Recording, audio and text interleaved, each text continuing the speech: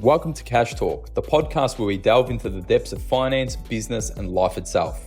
I'm your host, John Cachia, a multi-award-winning wealth advisor with a passion for empowering ambitious Australians to confidently achieve financial freedom. Hey everyone, before we get started, this is a quick reminder that everything in this podcast is of a general nature and nothing has been tailored to your personal circumstances. So please seek personal financial advice before acting on this information. And welcome back to Cash Talk. And today I'm joined by Anth. Anth, how are you, mate? Good, thanks. Yourself? Yeah, I'm not bad. Feeling good. Feeling refreshed, actually. Last couple of weeks, it's been a little bit of a pivot to me in a new role. Really excited about what we're doing at Thriving Wealth, what I'm doing in my life, but also feeling, like I said, refreshed because, just bringing some new techniques into my own personal life to make me try and be always at my best. What about you, man? Yeah, awesome. It's been good with work. Obviously, end of financial year coming up, so a lot going on that end.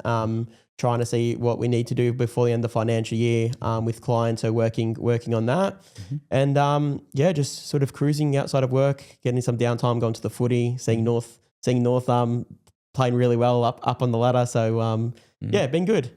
We both won't talk about Liverpool Football Club. We better get into it. But guys, today we want to talk about one of the things that we have consistently seen across the board, but we want to kind of use this as a really reminder to think deep in regards to this pattern continuing to happen. And it's why looking wealthy isn't the same as being wealthy.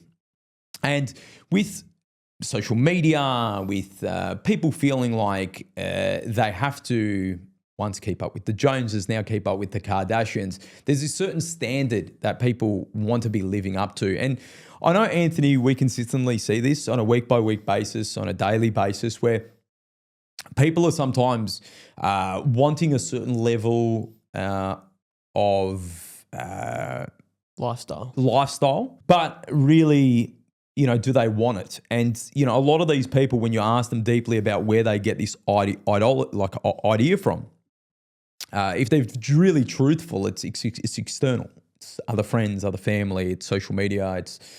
But there's also this kind of expectation, this comparison issue that ends up forming as well too, because it doesn't come usually from a place of excitement. It comes from a place of like, look how crap my situation is, but I need to get here, and so what do you see? Yeah, it's like it's often a bit of a facade that people are putting on just to try. Well, like out externally things look great, but internally, it's not so great. Cash flow isn't looking too good. Debt's through the roof. They're not doing the things that they want to be doing because they can't afford it. But if you look from the outside, yeah, they've got the nice cars, they've got the nice homes, they're able to go on holidays and do this. But in reality, they're knee deep in debt and they're probably going to be working for the rest of their life to be able to pay that off. Or the other one that you see is people waiting for inheritance just to come through and hope that they get a bit of a lucky break with a windfall coming through and pushing things through. It's something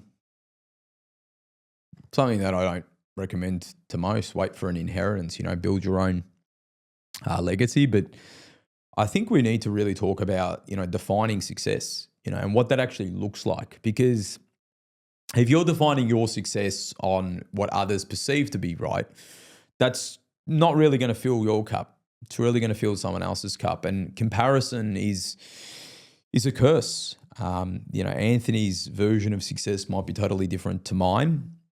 Mine on this podcast I've spoken a lot about before, but I'll kind of, really push it home today is around success for me is spending more time with the people I love, doing the things that I love doing. Okay, that's my definition of success. Now, I love being creative. I love change. I love innovating. I love going on traveling and experiencing the world. I love history. I love understanding why things work. I could go on. And so if I'm able to do those things, that's a really important definition of my success. And if I wasn't able to do those things, I wouldn't feel like I've succeeded. And obviously, I want to spend time with the people I love, you know, my wife, my children, my mum and my dad, my siblings, my friends. I want to be spending time with them. And the more I can spend with them, the better. Now, don't get me wrong, I want my own time because, you know, it sounds selfishly, but I do love myself. I love my own time and I need my own time to work on the things that I love doing, which sometimes is not with everyone. Now, do I need a certain level of financial stature to make those things happen? Yes, I do. There is certain things that I need to do to be able to kind of travel the world and do what I need to do. Yes, I need a certain way of living. For me to have the time allocation to spend time with my family and my friends while keeping up with the other requirements in regards to things like my travel that I want to go on, I do need a certain level of standard. However, do I need to have billions of dollars to make that happen? No, I don't. Is it in my things that I love doing? Do I need a exotic car to drive every day? Because that's not my definition of success. Do I need a certain watch to define me? No, I don't. It doesn't mean that you don't, but I don't. Okay. And so when you think about that, when someone has a watch on Instagram or someone has a flashy car, yes, I might like what they look at, but I always go back to what defines me as success, what's important for me. And am I willing to give up, say, my time with my family for me to chase that shiny object? And for me, the answer is no. What about you, Anth? I know we're a little bit similar, but what about yourself? Yeah, no, I resonate with a lot of what you're saying because like I'm very similar. Like, yes, I like to travel. I like to go on holidays, but for me, that isn't necessarily going on a holiday every 3 months. It's every 12 to 18 months would be fantastic. Or, like I said, flashy cars. No, like as long as I've got a car that's going to get me from A to B and do what I need to do, that suits me. And spending time with my friends, with my family, is something that I would like to do. And what do I need to do to make that happen? And if you're trying to chase everything, then something's going to have to give. So it's really the way that I see it. It's prioritizing what means the most to you, and then spending time trying to get those things that mean that are most valuable to you. Because if something's valuable to you, it's going to be the most rewarding, and you're going to enjoy when that time comes, rather than trying to do, like you said earlier, trying to chase everything where these things aren't necessarily going to mean anything for me. But from the outside, it looks great, but that's not what I need. Yeah, very much so. And I think, Anthony, there's a few things that kind of come up from what you said before and what you said now. And I think one of the ones that we need to also be mindful of is the speed in which people want success. You know, I think something that I have to learn, and so this isn't me, I learned it, is be more patient. Good things will come. Yeah, 100%. Okay. And so like, you know, very early on, it would be like 20-year-old John would be like, hey, I want this. I want to be a millionaire. I want this by, you know, it was very like rigid, and it was very like, to be honest with you, it was ambitious, which I like ambition, and I encourage people to be ambitious, but it was like, why that time frame? Why? You know, and I'll put this into perspective. So a lot of the planning that we do in Thriving Wealth is not about where we're going to be in 1 month's time or where we're going to be in 6 months' time. Some of the planning we're doing at the moment, in brutal honesty, is like a generational plan. You know, where's that going to be in 2 generations to come? Then obviously building that in for buy-in to be more around like a 10-year plan. And if you speak to most business owners are planning for the next quarter, not the next 12 months. We're doing that far in advance. Now, it's really, really good to understand that, because then what we do is we understand the incremental steps that need to be done now to kind of get to where we need to get to. Now, if you take that to your own level of success, I need to be a multimillionaire and I want to be this and well, hopefully that's exactly what you want, what you just said about defining success. But what about the time frame? Question yourself around why. Like, why does it need to be 12 months from now, whatever you define it to be? Why does it need to be? Are you putting undue pressure? And then when you're doing that undue pressure, are you actually taking away from the things that actually define success, such as the time allocation with the people you love or doing the things you love doing? I think that's a big one is the time frame. Like I know one of the things that you often say is people underestimate what they can do in 10 years, but overestimate what they can do in 1 year. It's very important because if you have a bit of time on your side, there's so much that you can do, but it's the people that don't have patience and want everything to happen right away where they get caught up in this because, okay, that's where it comes into play where we're over leveraging ourselves or we're putting ourselves in a vulnerable position to make everything happen right away. Where if you put this into a 3-year, 5-year, 10-year plan, you could get all those things happening in a much smoother transition and be able to enjoy life at the same time. So I think just, the whole time frame and patience is a really, really big one because when you have time on your side, there's so much that you can achieve and people really underestimate that.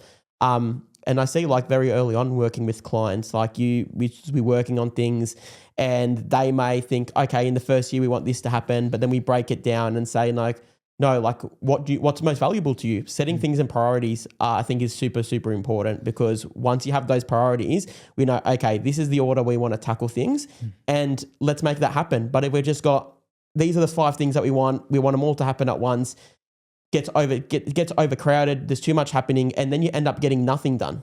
So yes, breaking things down, super important. I think another one as well too, when we're talking about success is also around reflection. So yes, it's about projection. So like where we want to be, but there's also this reflection point. You know, for me, when I look back and I say, oh, geez, wow, look how much we've achieved in 10 years, you know, personally, where my kids are at, it's absolutely amazing. Yeah, absolutely amazing. I can't believe we're in the position we are right now. And I'm not talking about money. I'm just talking in the blessings we have. Like it's so amazing. And so I encourage a lot of people to look back at the last 10 years as well. And we do get some people that'll be like, oh, I feel like I haven't got anywhere. Okay. And I had JK, one of our clients recently.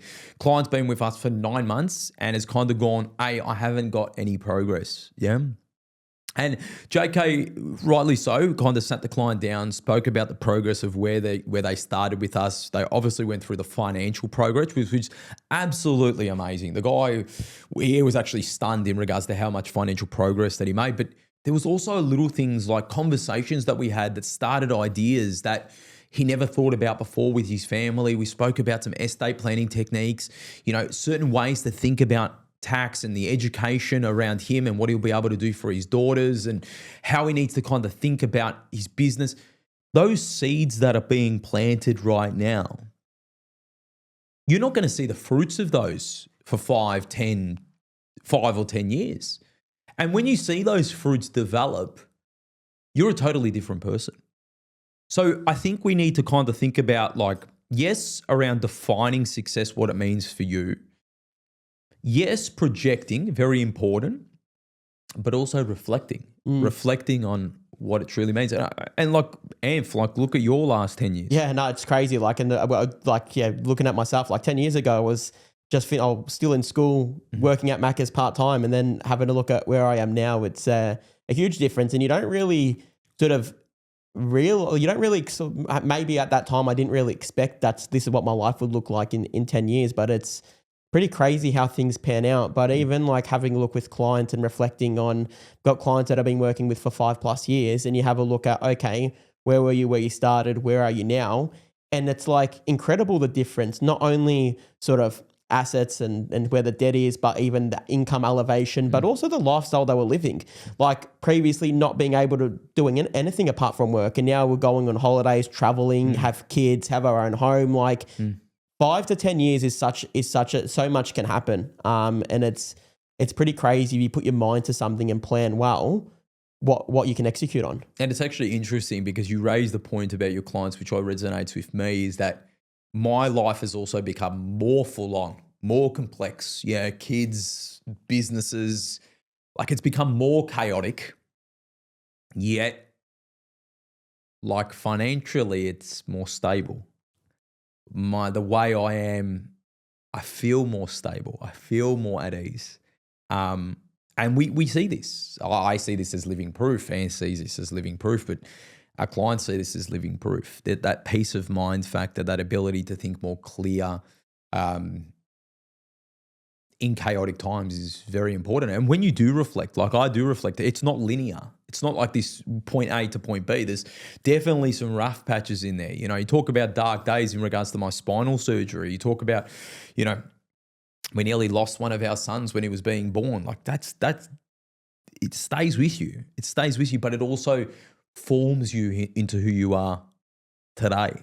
And so when you're defining success and you're really kind of looking around and seeing what you believe is the wealthy lifestyle, is it the lifestyle you want? Is it the lifestyle you want? Because there's a lot of lifestyles that I see that are portrayed as this amazing, wealthy lifestyle, but I don't want them. And, you know, I talk about with my son, so my middle one especially, he's absolutely obsessed with soccer. Absolutely obsessed. Anthony'd be so proud, Liverpool through and through, gets number 4 on his back because he wants to be like Van Dijk. Probably doesn't play like Van Dijk, to be honest with you. I actually think he's more of a box-to-box midfielder, but we'll see how he goes, still early days. But the point of the story was, what do you want to be when you grow up? I want to be a soccer player. Who do you want to be like? Oh, I want to be like Ronaldo. Cool. But let's think about Ronaldo's life. Yeah. Ronaldo, money, obviously not a problem. Really, really wealthy. However, he doesn't live a normal life. You know, there's a story that with Georgina, I think it's Georgina, his missus. Oh, I'm not too sure. Something like that. I think it's Georgina. The people will hit me on that one. But Georgina, he wanted to take her to, I think it was Disneyland. It was one of the theme parks anyway. And he had to dress up, like full on dress up. He had to put like, makeup on, beard on, like just to kind of have the experience of like getting into Disneyland and having kind of a normal experience, because, it was either that or hire out the whole of Disneyland, which would have been special, but like it's also the crowds and the atmosphere and the rides and all of that stuff. So think about Cristiano trying to just go to a normal restaurant with his kids. Don't have a normal life when you're in that magnifying glass. So do you want to be famous? And I put that into perspective of my son, and my son, all right, Dad, well, who would you want to be like? Really, like for me, I want the peace of mind of money, having a security and freedom. I want to be able to, people don't know me at that level. Does it feel good that people know who you are? Yeah, probably. You've got a standing in the community, but not the level in which you kind of can't go out for lunch. Yeah. Like this is where people want certain people's lifestyles, but when you actually think of those lifestyles and then you ask them, if you spoke to Cristiano Ronaldo and said, yeah, okay, cool, if you had all the money, that's great, but how much would you yearn to just have a normal dinner with your family and just be able to go? Now, I'd love to see his response. And so, do what you want and emulate your life on what you want and what truly makes you happy. And we use my son's version of what he sees and apply that to your life. And focus on fulfillment and happiness as the starting point, as defining your success. But Anth, it also goes a little bit further than this in regards to financial instruments as well. Yeah. The other bit is around, how do I get there? So when you've defined success, I'm sure you also have, in today's day and age, how to get wealthy, and how does it distort the way to get there? Yeah, well, I think you need to have, yes, it's all good and well to know, this is the goal, but you have to have the plan on how you're going to get there. Mm-hmm. Okay, so like you said, the vehicle. So like in all this, income is like a vehicle to help you to get to that final destination. It isn't the goal. Like that income isn't the goal, but yes, it's the vehicle to help you do all these things. Not the only vehicle. There's other things that are there. So there's two parts to this. There's the how much I need to earn. Hey, I need to earn a certain amount. Well, reality, Anthony's kind of saying, well, no, figure out your plan first, then figure out how much you need to earn and make that as like a milestone to then get to the goal. But the second one as well too, which I was trying to kind of dig a little bit deeper into, is the wealth strategies. very much at the moment, there's a craze, especially with social media, in regards to self-managed super funds with property. There's also things like debt recycling, interesting ways to kind of use certain different strategies that are sometimes more of a hindrance than they are than anything else. 100%. I have this conversation all the time where people are out, oh, I've heard this from a mate, I've heard that from a mate. But when you think about, okay, why they're doing these things, and it's maybe one of those things like we spoke about earlier, keeping up with the Jones, like, okay, they have to do these strategies because they're so far behind. That is the only way they can get to where they need to get to. They need to take all this additional risk, which if they lived the life that they wanted to start with and not had to do all these extra things to keep up with society, they probably wouldn't be in that position. But yeah, like you said, it's probably going to hinder them because there's so much risk involved with some of these strategies. And it's more of these things where, yeah, it looks sexy, but is it right for me? Probably not. But oh yeah, my mate's doing that, let's do that as well, sort of thing, without actually knowing the risk involved. Yeah, and the reality is around your friend might have a totally different destination and probably does than you. So 100%. we don't jump on, if I'm going to fly to Fiji, for example, I don't fly on my mate's plane who's going to Thailand. 100%. Yeah, like fly on your own plane to get to your own destination. And number two, sorry to just hammer this home. If I'm on medication, for say heart stuff, yeah? Oh, hey man, you should check out your heart. You should do this. Don't worry about going to a doctor. Yeah, don't get the test. Just, they said it's good for me, so you take this heart medication. 100%.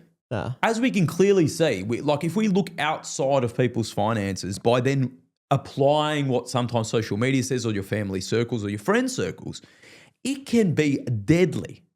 You should not be taking heart medication for yourself if you have not seen a doctor. You should not do it. You do not jump on another aeroplane to get to Thailand if you want to get to Fiji. But yeah, when it comes to your finances, it's this constant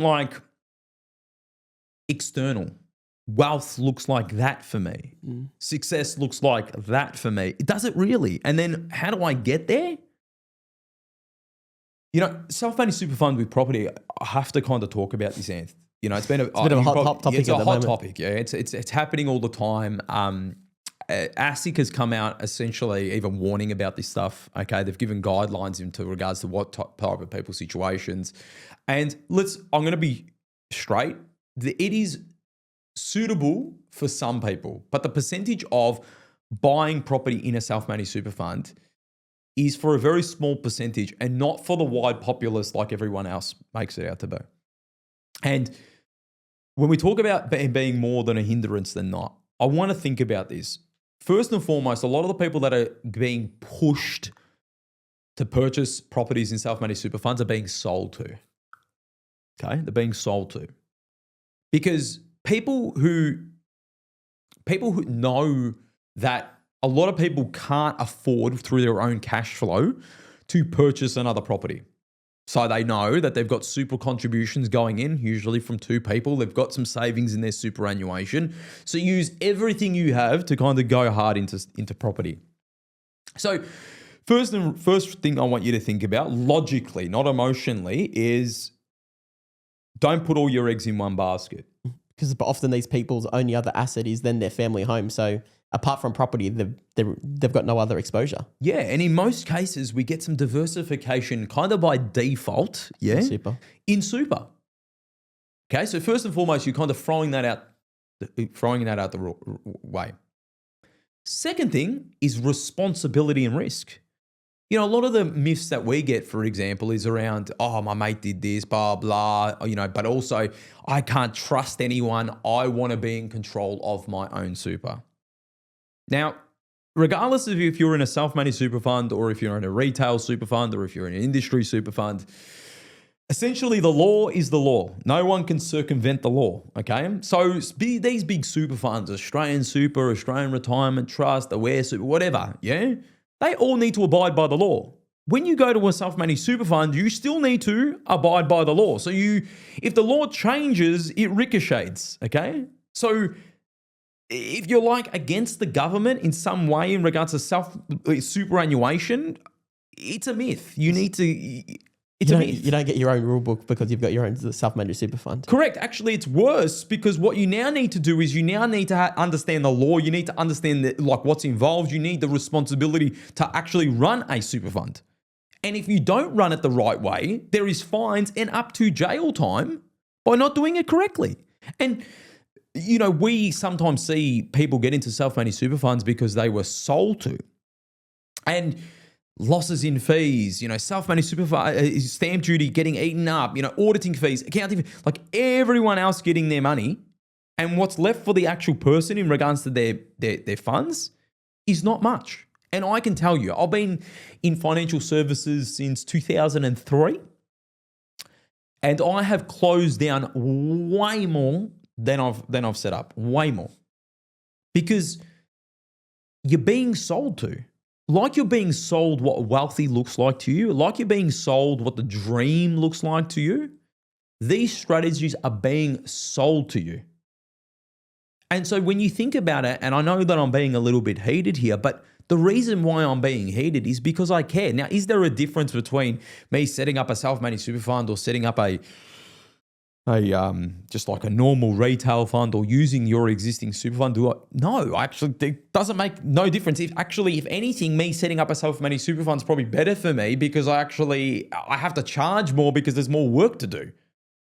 So I'm actually going against what would actually benefit me if there's any benefit in the first place. But I'm seeing this continuing to happen. And this does flow on from what wealthy looks like and what I need to do to get there. And I think sometimes people think because things may be basic that, because they're basic, they're not going to have that same outcome as something that looks sexy like an SMSF. But in reality, if you have a look side by side and you were going along that same path, two identical situations, then that retail fund that's not so sexy, which is costing you a portion of what the SMSF would be on fees, is giving you the same outcome, if not even better. It's actually interesting, Anth, when we talk about defining success, going through all of these steps. And so let's talk about maybe the people that are 5 years into it. And I had a conversation with a client, I think last week. And, we were just talking about life as we normally do. And and we just got onto the topic about finances, what's going on in the world, blah, blah, blah. And he's like, you know what I just love, John? He's like, my finances is just boring. That's what you want. Yeah, he's like, it's just boring. I don't need to worry about it. It just ticks along. I know I have some ups and downs, but it's expected. We've planned for these things. That's all I care about. And that really resonates with me. Really so much so. I have so much happening in my life. The last thing I want is which rule change, which this, that. But I don't want it. I don't want to take the highest level of risk to try and get a return. I want the lowest level of risk to get the return I need to make to achieve the life I want. 100%. No, you bet me to it. I was just about to say that. You want to take the lowest level of risk to get to that end destination you want to be. Yeah, I do not want to go on an aeroplane and then go, hey, listen, for shits and gigs, we're going to turn off one of the engines, and just see if we'll get there in the same amount of time. Or, hey, let's just put this on full throttle. Everyone might literally die on the way there, but we'll get there quicker. No. For what? For what? Get me to the destination. I want to get there when I need to get there because I've got things done. But please, safety first. So when it comes to my finances, safety first. And so we see on social media and we see in life not a true reflection of what's really happening. It's like an illusion. It's like a highlights reel, Amph. Yeah, it's a highlights reel. I see the ads, I get them, Hey, do you want to save tax on your home loan? I will show you now if you click below. Do you know what I mean? Hopefully we don't clip that on the podcast. But what I was going to, people don't clip it on the podcast. But what I was going to say is I see the ads. I see them. They come for me. I see them all. Yeah, so you've got ads that are drawing you in on what is going to attention grab you because they know how that hits in regards to your mind. Then you've got the snippets of people's lives. People don't show you themselves mainly. There's some people that probably do, but in their PJs, working at 12 o'clock at night. I don't. I don't think that people are going to enjoy John staying up sometimes to 1 o'clock because he's got a great idea, and that Anthony's getting emails at, 1 a.m. in the morning because, yes, I do that. Yes, I do it out of, honestly, because I love it. Yeah, it's not because I have to. I do it because I absolutely love it when I'm onto an idea, just going with the juices and whatever. But I don't see that. What do they see? They see John traveling the world. They see John buying a new home. They see John spending time with his kids. They see the highlight reel, even in my own life, because naturally that's what I want to portray. And it comes from a good place. I want, I do want to inspire people. I do want people to see some of my blessings that I am truly grateful for. But I also have started to see that sometimes that portrays a different thing. They don't see the hard work that you've done over the last 10 years to get to this position where you're able to do these things, the late nights, all these sort of things where, it looks great, but there's a lot of hard work to get to where you need to be. Definitely. And I guess you see an insight into that. And that's something that even for me, I want to start changing. I want to start showing people what's below the iceberg. And I'm sure you guys have all seen it, the success, the this, that, on top of the iceberg, and then below the iceberg, all the effort and everything that sits in between. But, we do see the highlight reel. And I think that's an important one. At the end of the day, there are so many possibilities of what you can achieve, but it's a matter of how much work you're willing to do to make that happen. Good things don't come easy. You got to put in the hard yards. You got to do the work to be able to get that. But if that is something that you really want to do and it's very valuable to you, okay, let's do the hard work. It's not going to happen overnight. Let's put in the work. Let's put the plan together to make that happen over the next 5 and 10 years. But it's possible. Anything's possible. But you got to be able to you got to be willing to give to be able to take. Yeah, definitely. I also think, Anth, when you boil it really down, it could be potentially very euphoric or very daunting at the end of your life. And we need to think about this, yeah? I hope that at the end of my life, I look back and I gave it a red hot crack. That success for me is truly spending time with the people I love, doing the things I love doing. I look back, yes, there was ups and downs, but there's learnings that I learned. I learned so much, and I passed that knowledge on to my children and everyone I impacted along the way. Oh my goodness. The Lord, please take me at that time euphoric. Or the opposite. I lived a life of leisure. I lived a life having watches, cars, jets. But now I'm thinking about it. None of that made me truly happy. No legacy left for the family. Yeah, I'm distant to my kids. I didn't teach them shit. I wasn't connected. Truly, I don't know if I even actually loved the people I loved. And more importantly, I'm dying because I probably didn't love myself enough. I abused myself. That's pretty scary stuff. So if you kind of think about that and then reverse engineer that, this is serious stuff. It's very important when it comes to your finances, when it comes to your life, when it comes to the people that you interact with. You need to define you need to define success on love.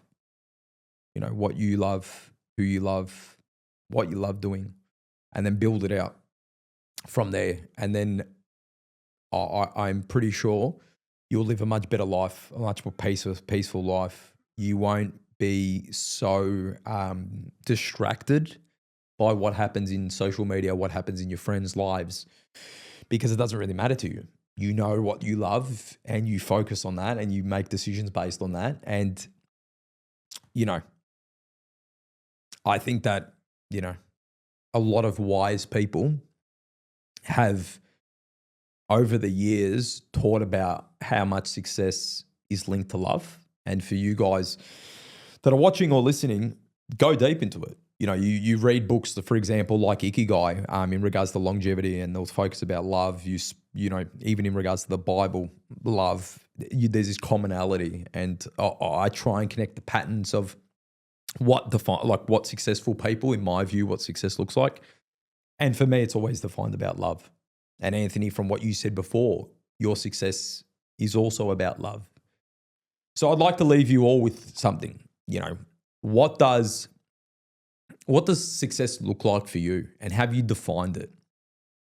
Then once you've defined it, have you looked back and forward? Have you projected where you want to be in 10 years from now? And what does that success look like?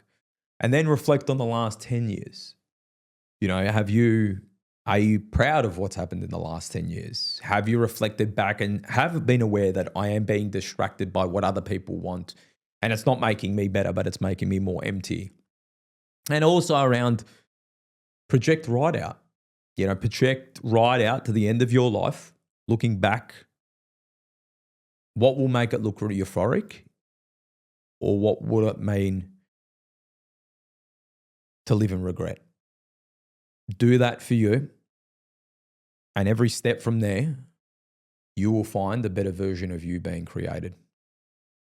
Anth, thanks for jumping on. Thanks everyone for watching or listening. If you're loving these podcasts, make sure you like and subscribe on all major channels and share them to your friends and family. Until next time, thank you.